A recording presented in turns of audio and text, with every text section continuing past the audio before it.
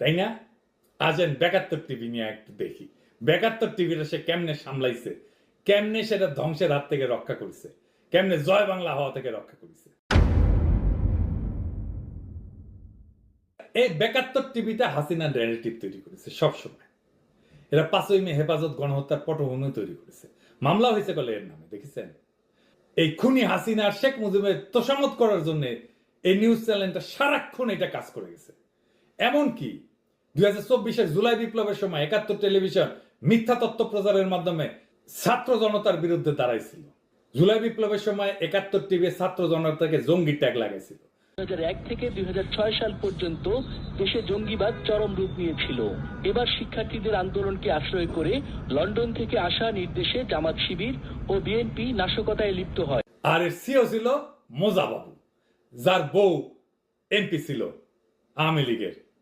সীমান্ত অতিক্রম করে ভারতে যাওয়ার চেষ্টা করার সময় গ্রেপ্তার হয়। আর মোস্তফা আমাদের স্বাধীন বাংলাদেশে স্বাধীনভাবে ঘুরে বেড়াইতেছে, হাসিনা এবং ইন্ডিয়ার এজেন্ডা বাস্তবায়ন করছে। 71 টিভির অপকর্মের লিস্টই তো আনলিমিটেড। হাসিনাকে তোষামত করে তারা একটা প্রোগ্রাম হোস্ট করতো, নাম হইতেছে হাসিনা প্রতিদিন। দেখিসাও?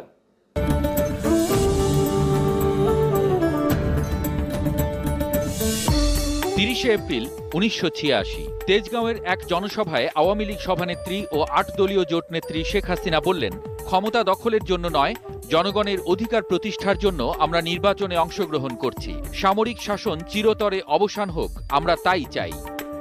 এই মোস্তফার ডাইন হাত ছিল ওই কুখ্যাত মোজা বাবু। আজ এনাকে তেল মারাই তার মুখ কাটছিল এবং এই মোজা মোস্তফার সাথে সব জায়গায় উপস্থিত থাকতো। এমনকি তার এক মেয়ের বিয়েতে এই যে তাসনিম মোস্তফা, তার উকিল বাপু ওই মোজাম্মেল বাবু। এর আর এক দুর্বৃত্তের সাথে সম্পর্ক আছে। কে সেই দুর্বৃত্ত? দেখি আসেন। এই মোস্তফা তার একমাত্র ছেলেকে তানভীর মোস্তফাকে বিয়ে দিছে মাহতাবুর রহমানের সুগন্ধি কোম্পানি হারমাইন গ্রুপের চেয়ারম্যান এবং এনআরবি ব্যাংকের চেয়ারম্যান এর মেয়ের সাথে। মাহতাবুর রহমান হইল আর এক দুর্নীতিবাজ মাফিয়া, অশিক্ষিত। এই মোস্তফা মাহতাবুর রহমানের সহায়তায় কোটি কোটি ডলার দেশের বাইরে পাচার করেছে। এরাই এখন আওয়ামী লীগের সবচেয়ে বড় ফান্ড দিচ্ছে, এই মাহতাবুর আর মোস্তফা, যেন খুনি হাসিনা আবার ক্ষমতায় ফিরে আসে। সারা দেশে যে মিছিল হচ্ছে না, এটা করছে, অশান্তি হচ্ছে, হত্যাকাণ্ড হচ্ছে, সব এগুলো করছে।